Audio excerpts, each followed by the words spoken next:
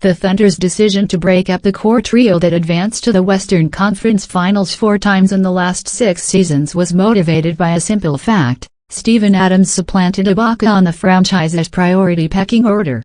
Oklahoma City GM Sam Presti has loads of financial decisions to make over the next 14 months. He needs to re-sign Kevin Durant, make a decision on Dion Waiters, re-sign Russell Westbrook, and extend or re-sign Adams. With Enes Kanter already locked into a max contract and Durant, Westbrook and Adams all sure to command top dollar, something had to give. That something was Ibaka, who underwent knee surgery in 2015 and whose numbers, 12.6 ppg, 6.8 rpg, and impact regressed last season. Set to become an unrestricted free agent at age 27 next summer when cap space is bound to be plentiful, Ibaka will fetch big money and a long-term commitment thanks to his proven rim protection, ability to space the floor and extensive postseason experience. With Durant and Westbrook being 1A and 1B on the team's radar, Adams emerging as a younger and more imposing presence, and Kanter ready for more, Ibaka made the transition from indispensable to expendable. Thunder trade Ibaka to Magic for Oladipo, Sabonis, no. 11 pick. By proactively moving Ibaka, Presti was able to land multiple worthwhile pieces. Oladipo, the No. 2 overall pick in 2013, should give coach Billy Donovan a true threat off the bench. When he came off the bench last season, Oladipo had the makings of a 6th Man of the Year candidate, as he was able to attack second-unit defenders and put his physical on-ball defensive ability to best use. The Thunder will be able to utilize him as a third guard who handles the ball some more. They can pair him with Westbrook in an interchangeable combination that has the potential to punish opposing backcourts. Either way, Oladipo potentially represents leverage against Waiters this summer, or he functions as a plug-and-play replacement if Waiters heads elsewhere in free agency. How exactly the Thunder utilize Ilyasova remains to be seen. At 29, he's actually a good 4 years removed from his prime production years due to a number of injuries. He could be used as a spot starter to keep Kanter in a super sub role, or he could be brought on as a second-unit stretch option. Either way, his contract conveniently ends next summer when the Thunder will need to pay up for Westbrook and Adams.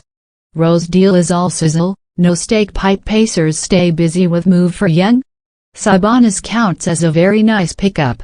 A skilled and intelligent big man who came on strong last season at Gonzaga, the son of former international star Arvydas Sabonis has all the makings of a long-term pro.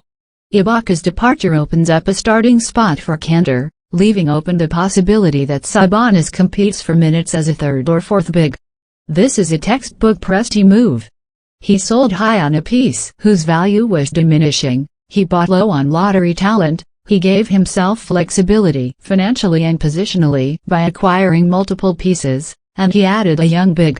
Ibaka will be missed, without question, but the Thunder can make the case to Durant that his supporting cast just got deeper, younger and more sustainable. Orlando Magic grade, C. Magic acquire Serge Ibaka. The good news: Ibaka is now Orlando's best player.